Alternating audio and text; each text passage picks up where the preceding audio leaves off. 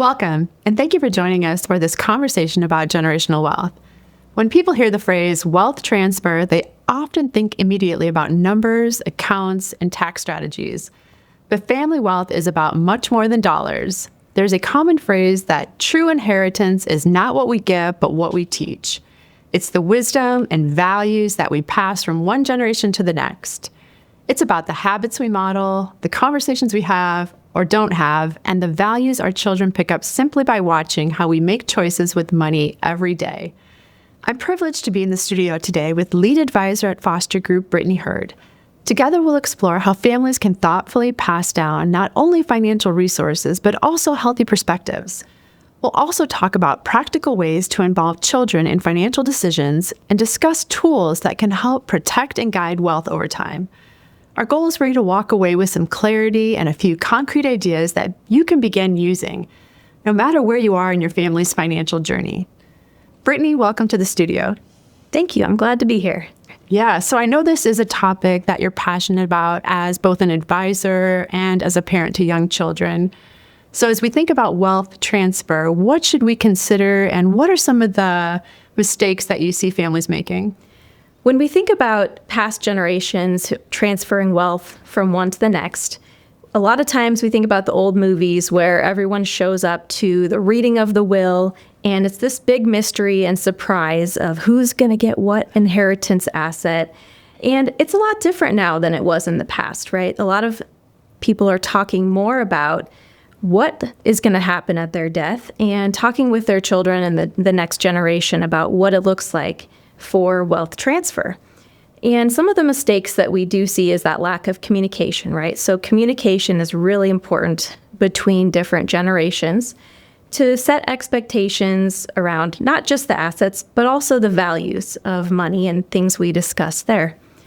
And then some of the big mistakes we see are maybe things, specific items that children might be interested in, such as a family heirloom, or collections, or farmland, or a lake house. Those things are really important to discuss because sometimes we see children arguing over these things after their parents are deceased. Mm-hmm. Yeah, the communication is definitely key, but also actions sometimes speak a little bit louder than words.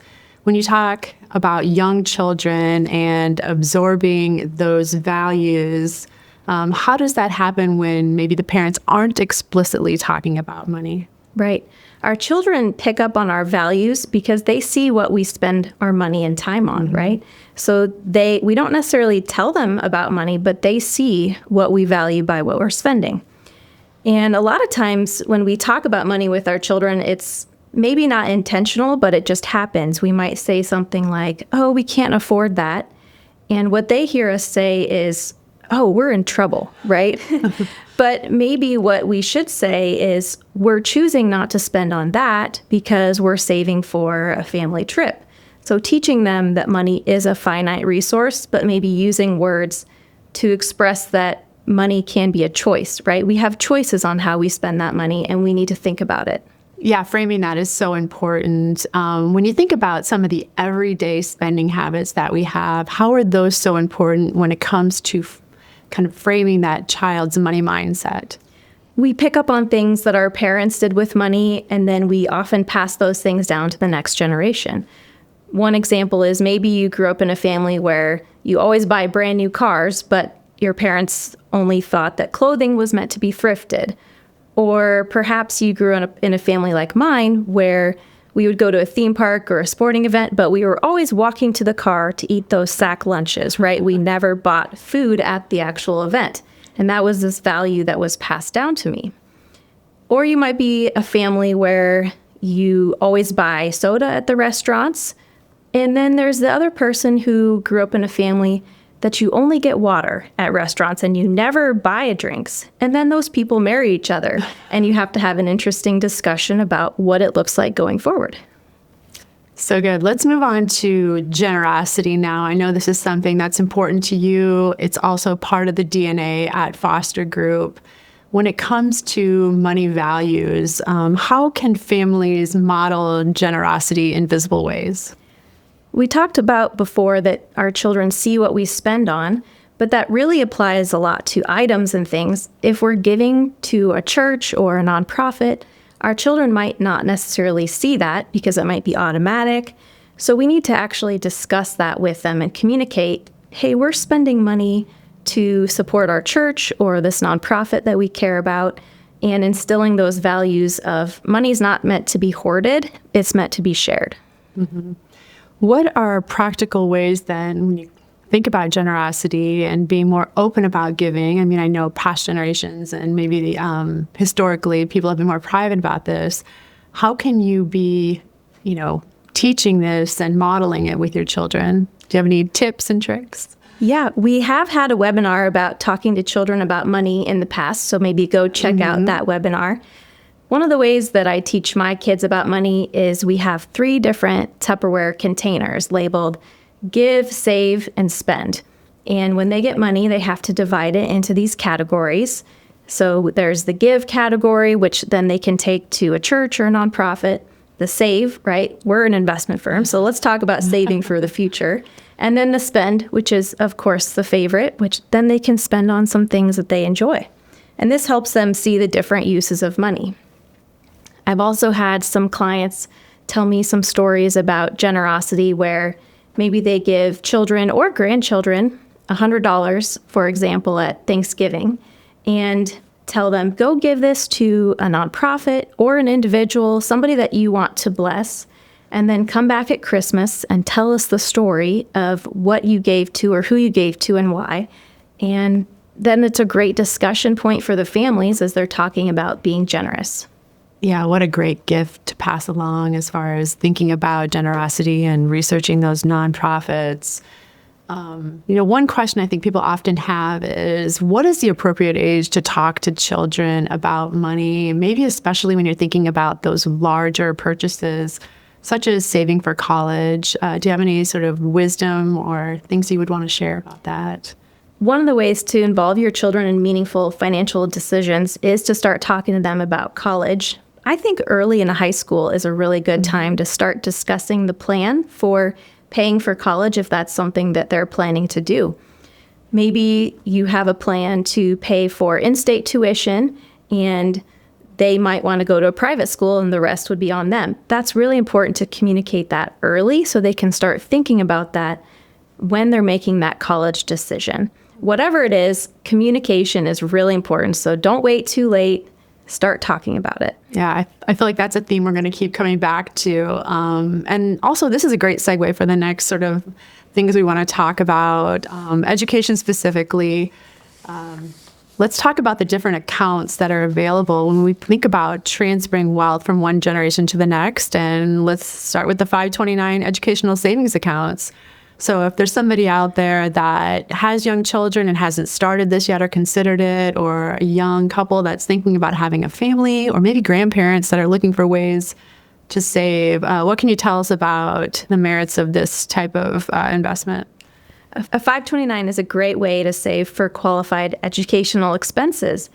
And in Iowa, you can get a state tax deduction for putting money into these accounts too.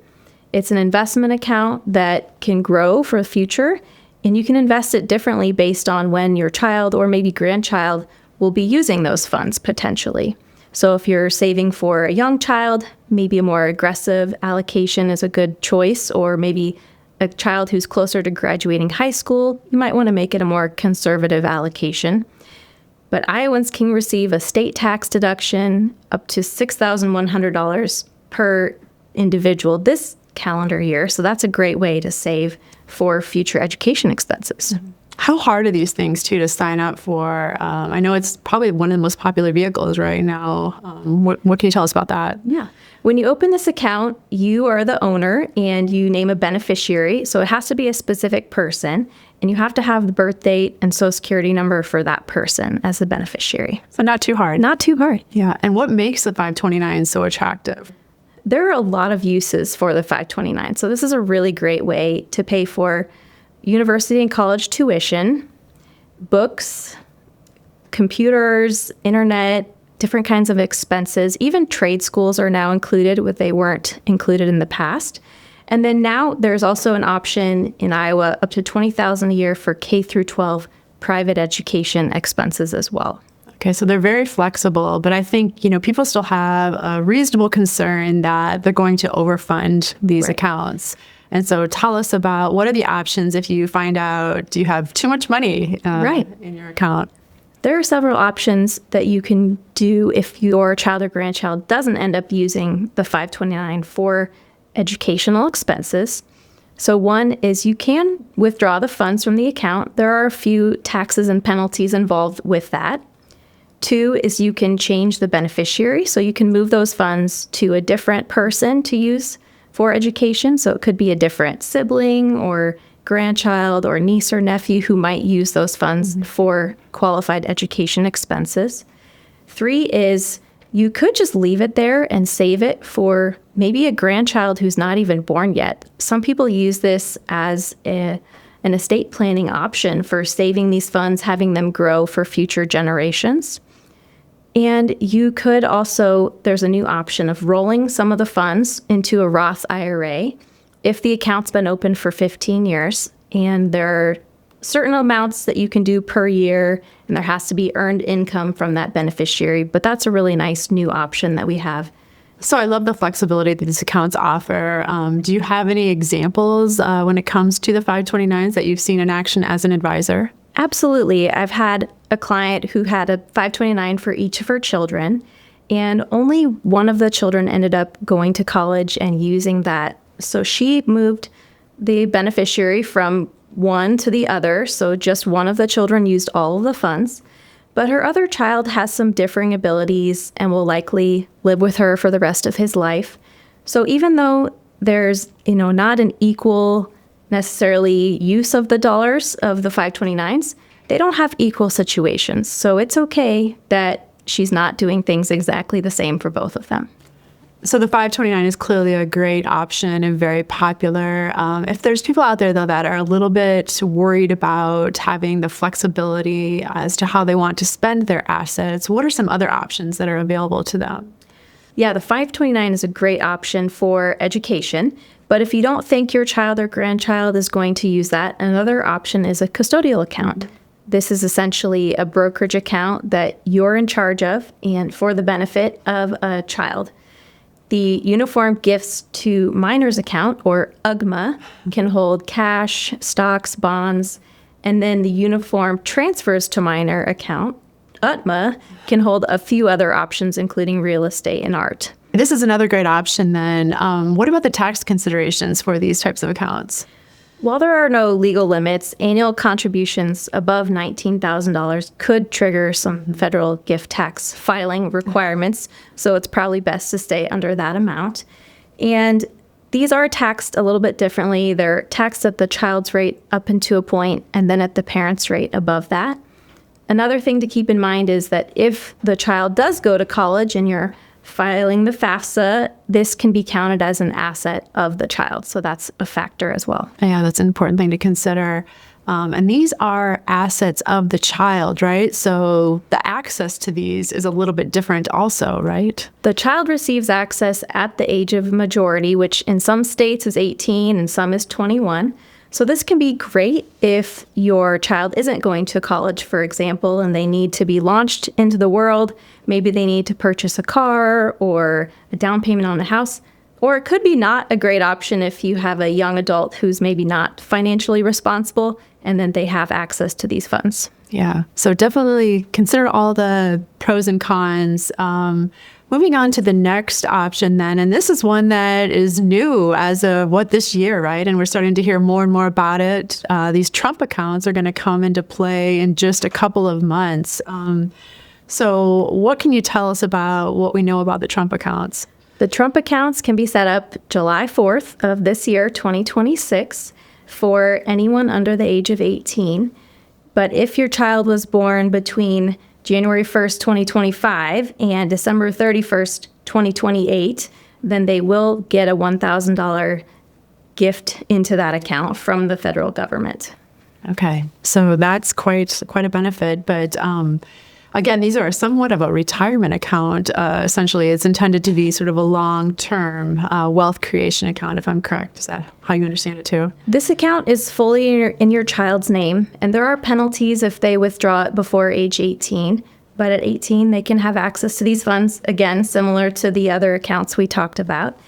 And you can save up to $5,000 per year into these accounts. You won't get a tax deduction or anything like that, but it can grow for the future, and then you'll have to pay taxes on the distributions when that comes out. So it's kind of like an IRA, but in the difference is that you can put money into it without having to have earned income. Okay. I'm sure we'll hear so much more about these in the days to come and years to come. And maybe the final account option or wealth transfer option we wanted to discuss today is trusts. How are trusts different than what we've already discussed, and how does it sort of help parents kind of maintain guidance when it comes to wealth transfer? If you're raising children and you think about, well, what happens to me in the extreme event that I die and I'm not here anymore, you want to make sure that your children are cared for. So you think about maybe setting up them as beneficiaries on your accounts, which they would have access to that at age 18, right? So a trust or a revocable trust, testamentary trust is a great way to set up maybe some guidelines on when they can receive funds in the event that you're not around anymore. So some clients will put some limits saying my child can have access to 50% of the assets maybe when they're 25. And then they can receive the rest of the assets at age 30, for example. And this is a way to kind of stagger when that child receives that money so that they're not receiving it all at once. Yeah. Okay, so for the trust, then you have to have a trustee. And what is the wisdom maybe when it comes to deciding who should be the trustee? Yeah, this is a really difficult decision for a lot of people, similar to when you're making your wills and deciding who's the guardian if I die and I need someone to take care of my children. The trustee is equally as important. They're looking at the funds and distributing those funds for health, education, maintenance, and support for our children along the way. So it's usually an individual that you name. A lot of people will name a sibling or a trusted friend or parent, someone who can take care of those assets for the child. Okay, so communication, again, is very key when it comes to establishing this person for this initiative. We've talked a lot about children and how to teach children, how to set children up for education and whatnot. But what about the parents out there that have adult children? What can we talk about there? What advice do you have? We're expecting a large transfer of wealth from the baby boomers to the next generation in the next several years. And this is a big deal. A lot of people are starting to think about, do I want to just wait until I die to pass these assets, or do I want to start maybe giving some of it ahead of time while I'm alive to my adult children and seeing them enjoy it and use it? Mm-hmm. Yeah, I know one of the things that our director of investments recently published on was some Federal Reserve data that was just showing, the boomers and earlier have over $150 trillion of assets, right, that could be passed on. And so that's a lot of money. That's a lot of planning. I think, there's also some talk out there, though, that it may be a little bit slower than we thought because of longevity and more discretionary spending. So enough to keep all the advisors very busy, though, right? Absolutely. And if we have that plan and people want to start giving earlier, they can give up to $19,000 a year to an individual without having to file that gift tax return. And so a lot of clients are thinking about, can I give that money to my children or grandchildren now? And that $19,000 can be multiplied if it's a married couple giving that, right, by 2, or a married couple giving to a married couple, that's number times 4. So that's how much can be given in a year without having to deal with any of those gift tax returns. Okay. And again, be mindful that these numbers change year to year, right? So be checking on that. Some adults, struggle with money management and debt. And you talked a little bit about, giving while you're alive. What are some things that parents could do to be both compassionate, but yet creative when it comes to passing on their wealth and teaching some of those lessons. Yeah, while I do see a lot of people giving money to their adult children to see them enjoy it and use it during their lifetime, sometimes our adult children aren't always making the best decisions with money either. So I've had clients who said, I'm going to loan my children some money because I can get it back from them and give a low interest rate, and they can pay me back little by little to help my child get out of some unnecessary debt. And that was a really nice way for them to be generous with their child using a loan. Yeah. So again, one of the sort of emotional benefits of giving while you're alive is you get to see and experience maybe the joy of your legacy being passed on, right? And your children learning your values when it comes to money. Absolutely. We talked about that a lot. It's not just about the accounts and the money. It's about the values, the things we want the next generation to know about what we think about money and how we hope that they think about money as well. Yeah, so we've talked about a lot of different options. And if somebody out there is feeling a little overwhelmed by all the different accounts we talked about and the different strategies you could use with teaching your children about money, what's your advice for that? Yeah. Number one is communication, right? So communicating those things is really important. But then, yes, we talked about a lot of different options. Talk to your advisor because not every option is right for everybody. So which option is best for you of these different types of accounts? And let's have a conversation about it. Yeah. Brittany, thank you so much for joining me in the studio today. I really appreciate all the insights that you've offered. We have a lot to unpack when it comes to generational wealth. Thank you for having me. For any of you joining us live who have submitted questions during the webinar, we'll be answering those offline and get the responses to you directly. We'll also send a recording of the webinar in our e-newsletter. As we wrap up today, I hope one idea really stands out. Successful wealth transfer isn't about getting everything perfectly equal or perfectly planned. It's about being intentional. If you're wondering where to start and feeling overwhelmed by all the options, it might be a good time to consult a financial advisor. Whether you're teaching young children to think about spending choices or planning estate strategies for adult children, each decision is an opportunity to reinforce your values. And the good news is it's never too early or too late to start having these conversations. Thanks for joining us.